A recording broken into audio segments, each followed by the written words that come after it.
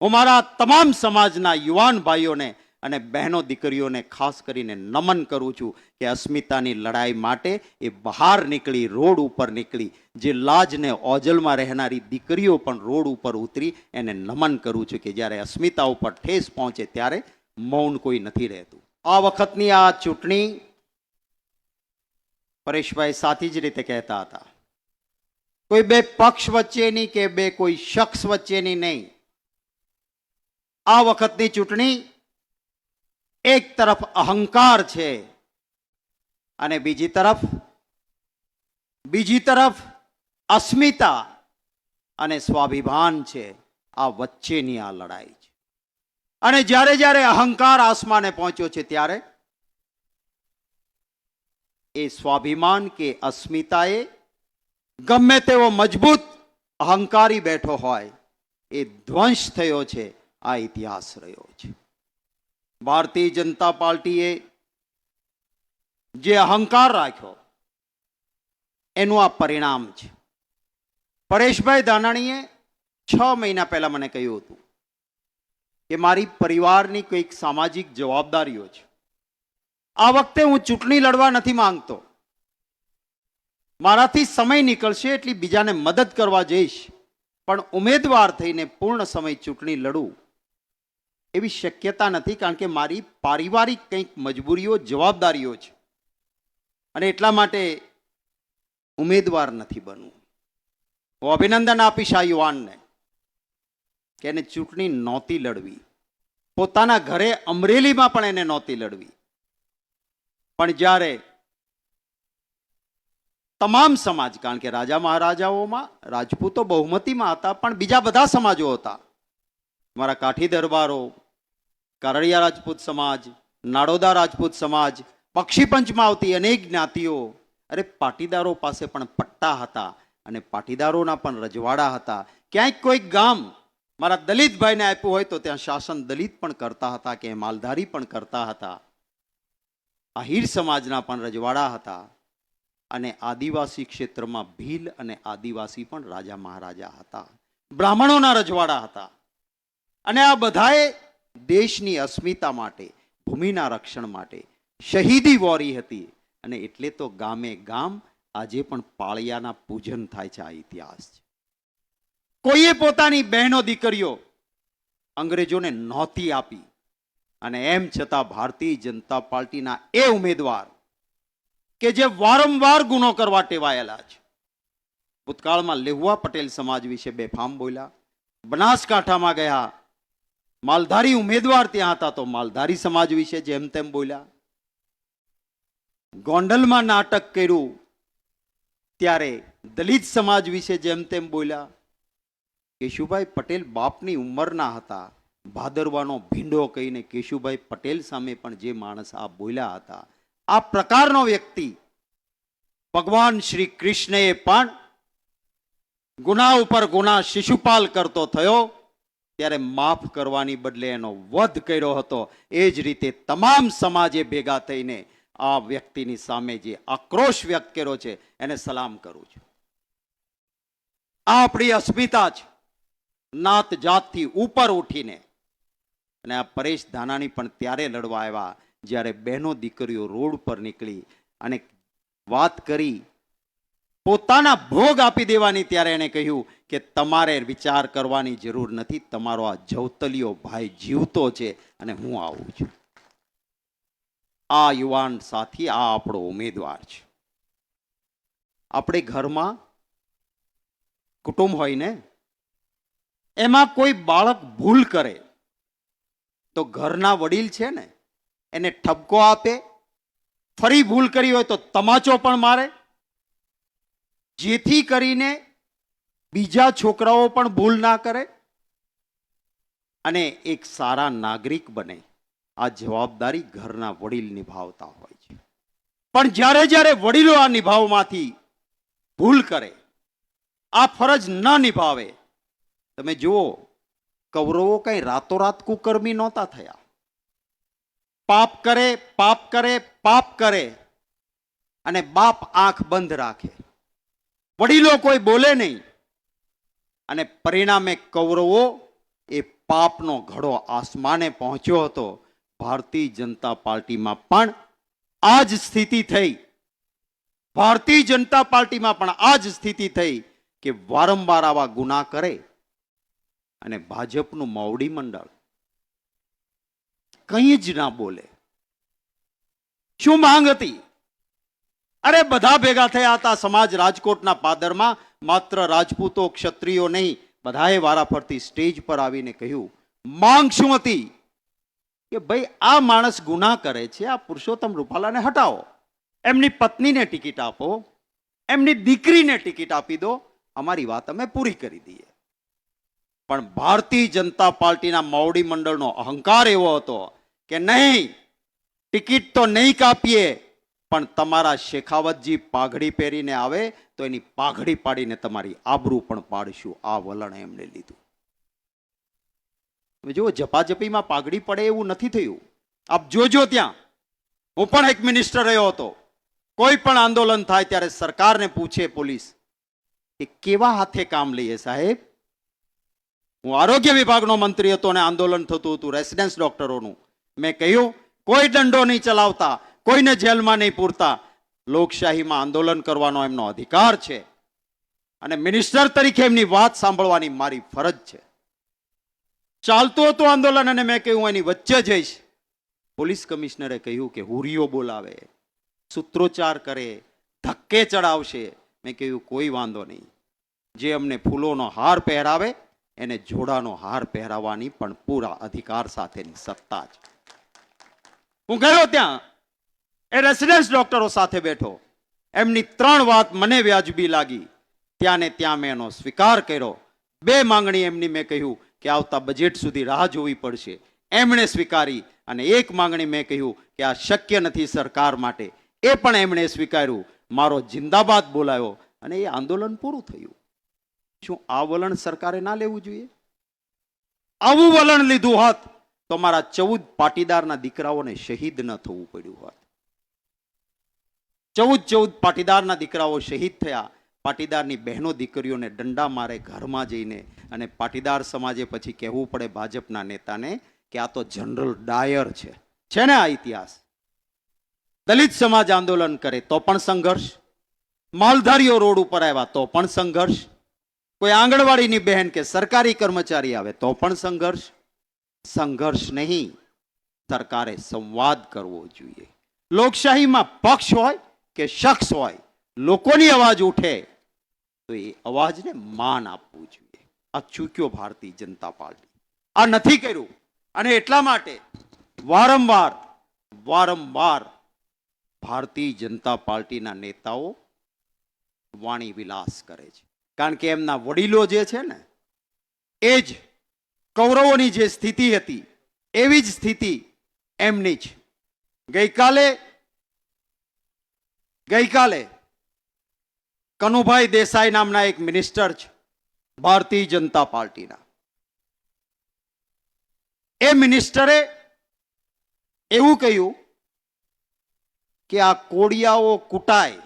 કોળિયાઓ એટલે કોળીઓ, પાછા પોતે જ સ્પષ્ટતા કરે છે કે કોળિયાઓ એટલે કોળીઓ, એ કૂટાય અને ધોળિયાઓ ચૂંટાય. હું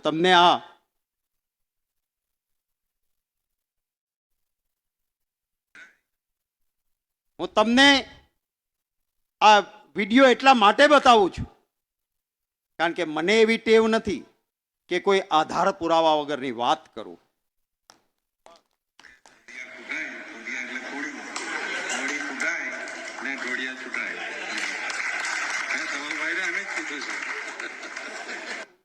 કહે છે મીડિયાના મિત્રોને હું આપીશ આ ક્લિપ, મેં મારા ટ્વિટર ઉપર મૂકી છે. અરે કોઈ કહેવત પણ હોય તો પણ, અરે ક્યારેક બોલાયું હોય તો પણ, કોઈ પણ જ્ઞાતિનું અપમાન કરવાનો અમને કોઈને અધિકાર નથી. કોળિયાઓ એટલે કોળીઓ, કોળિયાઓ કૂટાય ને ધોળિયાઓ ચૂંટાય. શું આ એક મિનિસ્ટરને શોભે એવા શબ્દો હતા? સમગ્ર કોળી જ્ઞાતિનું અપમાન કર્યું ત્યારે હું અભિનંદન આપીશ એ કોળી યુવાન શૈલેષને કે એણે ચેલેન્જ કરીને આંદોલન શરૂ કર્યું દક્ષિણ ગુજરાતમાં કે કોળીનો દીકરો તમને માફ નહીં કરે ભારતીય જનતા પાર્ટી. આ જે વિનાશ કાળે વિપરીત બુદ્ધિ. અને 2 દિવસ પ્રધાનમંત્રી હતા અહીંયા. દેશની પ્રધાનમંત્રીની ખુરશી એટલે સર્વોચ્ચ ખુરશી છે. અપેક્ષા હતી, હું પણ એ ભાજપના પ્રધાનમંત્રી નથી, દેશના પ્રધાનમંત્રી છે, મારા પણ પ્રધાનમંત્રી છે. મને લાગ્યું કે આ દેશના પ્રધાનમંત્રી 2 દિવસ અનેક સભાઓ ગજવવાના છે, તો જરૂર દેશની બહેનો દીકરીઓને લાંછન લાગ્યું છે, એના ઉપર મલમ લગાડવાનું કંઈક કામ કરીને જશે, એ મારી અપેક્ષા હતી. એક પણ સભામાં એક પણ શબ્દ આ વાણી વિલાસ કરનાર નેતા વિશે કે મારા દેશની બહેનો દીકરીઓની ફજીતી થઈ હતી એના વિશે એક શબ્દ નહીં બોલ્યા. એક સભામાં બોલ્યા ત્યાં બનાસકાંઠામાં, તો શું કહ્યું કે કોંગ્રેસના નેતાએ મોદી કોમ્યુનિટી વિશે કહીને મારું અને મોદીનું અપમાન કર્યું હતું. સુપ્રીમ કોર્ટે પણ નક્કી કરી આપ્યું ને રાહુલ ગાંધીને રાહત આપી કે કોઈ સમાજની વિરુદ્ધ રાહુલ ગાંધીની ટિપ્પણી નહોતી. નીરવ મોદી અને લલિત મોદી આ દેશને લૂંટીને જતા રહ્યા હતા, એના વિશે રાહુલ ગાંધી બોલ્યા હતા, કોઈ મોદી સમાજ વિશે કે જ્ઞાતિ વિશે નહોતા બોલ્યા. એટલે સુપ્રીમ કોર્ટે પણ રાહત આપી હતી. એમ છતાં દેશના પ્રધાનમંત્રી હજી એ નથી ભૂલી શકતા કે મોદી વિશે ટિપ્પણી કરી હતી અને મારા દેશની બહેનો દીકરીઓની અસ્મિતા ઉપર લાંછન લગાડવામાં આવ્યું, એના વિશે એક શબ્દ નહીં. શું આ છે દેશના પ્રધાનમંત્રી? અપેક્ષાઓ હોય ને આપણી, એમાંય આપણા ગુજરાતના છે, ત્યારે વિશેષ અપેક્ષા હતી. એના બદલે શું કર્યું? ઓહો, આ આંદોલન ચાલે છે તો કેટલાક ભારતીય જનતા પાર્ટીમાં રહેલા ક્ષત્રિયોને દબાવ્યા કે તમારી વીડીની જમીનો છે, તમારે કઈ લાભ લેવાનો છે, ભવિષ્ય છે, ભેગા થાવ ને પ્રેસ કોન્ફરન્સ કરો. કેટલા દબાણમાં હશે લોકો? એમણે પ્રેસ કોન્ફરન્સ કરી અને કીધું કે ભાવનગર મહારાજાનો કાગળ છે સપોર્ટનો કે નરેન્દ્રભાઈ મોદીને અને ભાજપને અમે સમર્થન કરીએ છીએ. હું સલામ કરીશ મારા ગોયલવાડના એ ભાવનગરના મહારાજા સાહેબને કે એણે વિડીયો જાહેર કરી. એણે વિડીયો જાહેર કરીને કહ્યું કે હું બહેનો દીકરીઓનું અપમાન થયું છે ને જે સમાજની લડત ચાલે છે એની સાથે છું, મારા નામે કોઈ આવી વાત કરતું હોય તો એ ખોટી છે. એની વિડીયો આવે. કેટલી હદે નીચે ઉતરશો તમે? ખોટા સમર્થનના કાગળ દેખાડવાના? શરમ નથી આવતી તમને? અરે હા પસ્તાવો વિપુલ ઝરણું સ્વર્ગથી એ ઉતર્યું, પાપી તેમાં ડૂબકી દઈને પુણ્યશાળી બને છે. જો દિલથી ભારતીય જનતા પાર્ટીએ પસ્તાવો કર્યો હોત ને દિલથી, તો તમામ સમાજ એને માફ કરત. પણ માફી પણ માંગી તો અહંકારથી કે હું કોઈ દી માફી માંગતો જ નથી, પણ મારા પક્ષને નુકસાન જાય છે એટલે માફી, આને માફી કહેવાય કરી? અને પછી કોઈ માફ કરે ખરા? હું મારા તમામ સમાજના યુવાન ભાઈઓને અને બહેનો દીકરીઓને ખાસ કરીને નમન કરું છું કે અસ્મિતાની લડાઈ માટે એ બહાર નીકળી, રોડ ઉપર નીકળી. જે લાજને ઓજલમાં રહેનારી દીકરીઓ પણ રોડ ઉપર ઉતરી, એને નમન કરું છું કે જ્યારે અસ્મિતા ઉપર ઠેસ પહોંચે ત્યારે મૌન કોઈ નથી રહેતું. અને કોઈ એક સમાજ નહીં. હું હમણાં જોતો હતો, અમારો ધર્મ રથ કાઢવામાં આવ્યો અને રથ નીકળતો હતો ત્યારે ગામમાં કોઈ પણ નાત જાતના ભેદભાવ વગર તમામ જ્ઞાતિઓએ એકત્રિત થઈને દિલથી કહ્યું કે જય ભવાની. કહ્યું ને? મારા સાથે બોલો જરા, જય ભવાની, જય ભવાની. પ્રધાનમંત્રી શ્રી 2 દિવસ અહીંયા હતા. એમણે શું કરવું જોઈએ? 10 વર્ષ સત્તા મળી હતી ને, તો માણસ આવીને વાત કરે કે મેં જે ભૂતકાળમાં ગેરંટીઓ આપી હતી એ ચાલો આ પૂરી કરી છે, આના નામે મને મત આપજો, એમ જ કહેવાય ને. એમણે ભૂતકાળમાં કહ્યું હતું કાલા ધન વાપિસ આએગા, यूं ही 15-15 लाख अकाउंट में आ जाएंगे. કહ્યું હતું? આ ગેરંટી હતી. કાળું ધન તો વધ્યું, 15 લાખ આવ્યા કોઈના એકાઉન્ટમાં? ભાજપ વાળાના હતા એને કોઈને નથી આવ્યા. બીજું એમણે કહ્યું હતું, કિસાન કી આય દુગની કર દૂંગા. ખેડૂતની આવક બમણી ન થઈ પણ ખર્ચો બમણો થઈ ગયો. ડીઝલના વધ્યા, ખાતરના વધ્યા, બિયારણના વધ્યા, ખર્ચ દુગના હુઆ, આય દુગની નહીં. ત્રીજી વસ્તુ એમણે કહી હતી, દર વર્ષે 2 કરોડ નોકરિયા, મેં 2 કરોડ નોકરિયા હર સાલ. જેની હતી એની વહી ગઈ, નહીતર તો 10 વર્ષમાં 20 કરોડ નવી નોકરી મળી હોય, કોઈ મારો ભાઈ બેકાર જ ના હોય. નોકરી મળી નહીં. ચોથી ગેરંટી આપી હતી, બહુત હુઈ મહેંગાઈ કી માર, અબ કા ભાજપા સરકાર કરીને જાઓ મત દેવા ત્યારે ગેસના બાટલાને ફુલહાર કરીને જાજો. 400 રૂપિયાનો કોંગ્રેસે બાટલો કર્યો છે, એને ફુલહાર કરીને મત આપવા જજો. હવે કાલ કેવું હતું ને ભાષણમાં કે ભાઈ 1100 નો થયો છે તેને ફુલહાર કરીને જાજો. હવે એ ના કહ્યું. હવે શું કહ્યું ખબર? સુરેન્દ્રનગરમાં કે ભાઈઓ બહેનો, હવે તમારી ગાડી છે ને મફતમાં ચાલશે. બોલો, આ નરેન્દ્રભાઈ તમારો છે ને મફતમાં ગાડી ચાલશે તમારી. હવે તમારે પેટ્રોલ કે ડીઝલ નહીં પુરાવાનું. એને સુરેન્દ્રનગરથી અમદાવાદ જાઓ, સડસડાટ પાછા આવો અને ખર્ચો 0. બોલો, કોઈ દુનિયાના વૈજ્ઞાનિકે આવું કીધું નથી કે આવું થાય. અરે તમે જો સોલાર પાવર વાપરો તો પણ સોલાર અને બેટરીનો ખર્ચ લાગે અને એની ગણતરી થાય. દુનિયામાં ક્યાંય એવું નથી શોધાણું, કોઈ વૈજ્ઞાનિક નથી કહેતો. પણ કાલે દેશના પ્રધાનમંત્રી સુરેન્દ્રનગરમાં કહીને ગયા કે મફતમાં અમદાવાદ જાજો અને મફતમાં પાછા આવજો. આ કેના જેવું છે ખબર છે? 2007માં યાદ કરજો શું કહ્યું હતું? 20 TCF ઓઇલ અને ગેસ મને કેજી બેઝિનમાં મળ્યો છે. 20 TCF. આરબ દેશો છે ને, ન્યાય કોઈને 20 TCF નથી મળતો. ત્યારે એમ કહ્યું કે મળ્યો છે. ભાઈઓ બહેનો, હવે મારો ગુજરાતી ચકલી ખોલશે તો પાણી નહીં, પેટ્રોલ ને ડીઝલ આવશે. યાદ છે? કોઈને કીધું તો આવું? યાદ છે? ઉત્તર ગુજરાતની સભામાં આવું કીધું હતું કે ચકલી ખોલશો તો પેટ્રોલ ને ડીઝલ આવશે.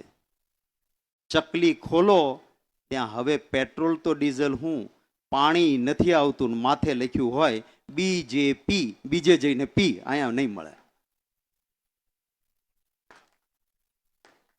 આ સ્થિતિ કરી અને પેટ્રોલ ને ડીઝલ શોધવાના નામે 27,000 કરોડ રૂપિયા ગુજરાતની તિજોરીમાંથી ચાઉ કરી ગયા. કીધું 51 કુવા બનાવ્યા હતા દરિયામાં. આ 27,000 કરોડ. પછી આપણે પૂછ્યું કે આ કુવા છે ક્યાં? તો કે એમાં કઈ મળ્યું નહીં ને એટલે પ્લેટફોર્મ હટાવી લીધા છે, એટલે ક્યાં કુવા કર્યા તે અમે દરિયામાં બતાવી શકીએ નહીં. અને કેગ નામની ઓડિટ કરતી સંસ્થાએ કીધું કે આ ભ્રષ્ટાચાર છે અને 27,000 કરોડ રૂપિયા એ ખાઈ ગયા છે. શું આ વ્યાજબી કહેવાય ખરું? અરે મારા દેશના પ્રધાનમંત્રી આવે તો મતદાતાઓ પાસે સાચી વાત કરે. આ એ ગુજરાત છે જ્યાંથી પૂજ્ય મહાત્મા ગાંધીજીએ દેશ અને દુનિયાને સત્ય અને અહિંસાનો રસ્તો દેખાડ્યો હતો. ત્યાં સત્યના રણકાની અપેક્ષા હતી. તમને ખબર ને, આપણે ગામડામાં નાનું છોકરું જે છે એ રોતું હોય ને ત્યારે આપણે સૌરાષ્ટ્રમાં શું કે ખબર છે ને? એ છાનું રહી જા, નકર બાઘડો આવશે. કે ને આપણે બાઘડો નામનું કોઈ જનાવર છે નહીં, આપણે કે એ બાઘડો આવશે. એટલે ઓલું છોકરું બિચારું નાનું હોય ને એમ થાય કંઈક હશે બંધ થઈ જાય. હવે આ દેશના પ્રધાનમંત્રી મતદારોને બાળક જેવા સમજે છે. એટલે મને લાગે છે જામનગરમાં કીધું, હા ભીખુભાઈ, જામનગરમાં કીધું અને બનાસકાંઠામાં કીધું કે કોંગ્રેસને મત આપશો ને કોંગ્રેસ આવશે, તમારી પાસે 2 ભેંસ હશે તો 1 ભેંસ કોંગ્રેસ લઈ જશે. આ ઓલા નાના છોકરાને જેમ સમજતા હશે, બાઘડાનું બીક બતાવે એમ કે આ કોંગ્રેસ આવશે તમારી ભેંસ લઈ જશે. તે ક્યાં કમલમમાં એવો કોઈ તબેલો છે જ્યાં ભેંસ બાંધવા જાય કોંગ્રેસ લઈ જઈને તમારી? કેવી વાત કરવાની! દેશના પ્રધાનમંત્રીને શોભ્યા? લેખિત આપો, બંધારણ નહીં બદલીએ. અરે ભાઈ, તમારી કરતા અનેક બેઠકો વધારે કોંગ્રેસ જીતીને આવી હતી અને આ દેશનું બંધારણ કોંગ્રેસે બનાવ્યું હતું. અમારે બદલાવાની જરૂર નથી, તમારા સર્ટિફિકેટની જરૂર નથી. રાજીવ ગાંધીજી વખતે 2 જ ભાજપના સંસદ સભ્યો હતા.